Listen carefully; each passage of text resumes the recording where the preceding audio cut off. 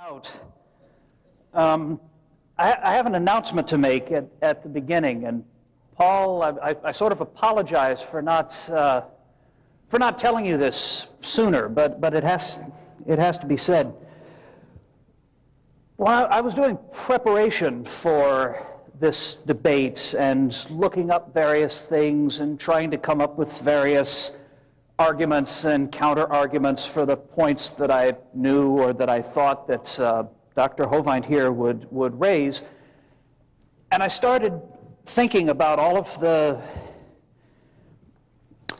the arguments that he'd made in the previous debate, all of the things that he'd said, all of the points that he'd brought up that I just found myself incapable of refuting. And I did a good deal of background digging into the claims and the statements and the facts that Dr. Hovind presented, thanks in part to his very excellent website, www.drdino.com, which I can highly recommend. And I started to think about the way I'd taught evolution in the past, about all of the students of mine, some of whom are here tonight, whom I'd bullied and brainwashed and intimidated and, generally tried to make feel bad because I couldn't get them to convert to my own particular mode of thinking. And I thought about the way that,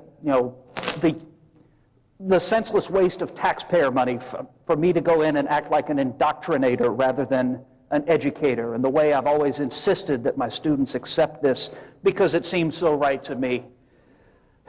Well, this is not particularly easy for me to say. It's not always easy to talk with your foot this firmly planted in one's mouth, but I want to make a public promise right now. I really don't want to make this a typical adversarial, name-calling,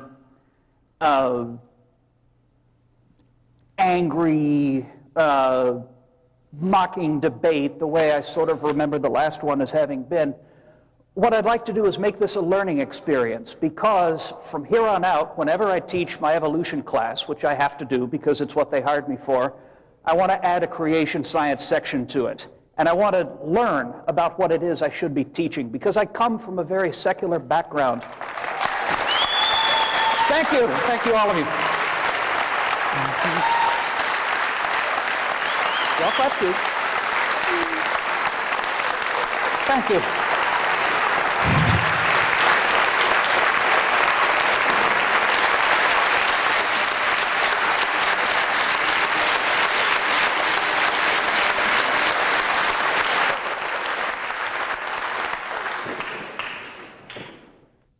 Wow. Think still on? Great. The high school I went to was a public high school in Louisiana, great education capital of the world that it is. And things like this just weren't covered in weren't covered in my high school. One friend of mine was actually taken to after-school detention for saying the name of Jesus out loud. That's what the atmosphere there was like, I kid you not.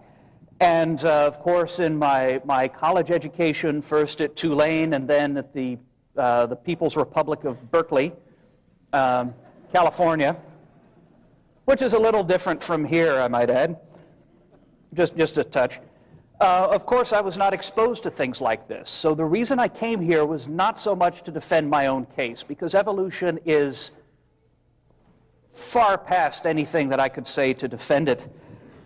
What I really would like to do here is learn some of the things that I should be teaching, some of the things I should be presenting, and the ways in which I should be presenting it, to make sure that all of my future classes are even and open-handed and non-intimidating to people of all persuasions who should happen to take them. And so I really don't have anything else to say. I ended up not presenting a particularly strong defense, and I hope this doesn't upset the presenters. We were told to make this a debate, so in my own feeble way, I will do my best to answer any points that Dr. Hovind here brings up. But what I would like to do, and what I hope some of you will do, is simply to make this a learning experience for all, for us to learn about, well, in my case, learn about what I need to be covering better, which is the creation view. And I know that wasn't 15 minutes. This could mean we all get out of here a little early. Aw. All right. Well, thank you so much. I appreciate that. This is my 65th debate, and that's the first time I've had someone say they would like to be open-minded about it, and I really appreciate that. And I will come at my expense to speak to your class anytime you'd like, okay? Let me know.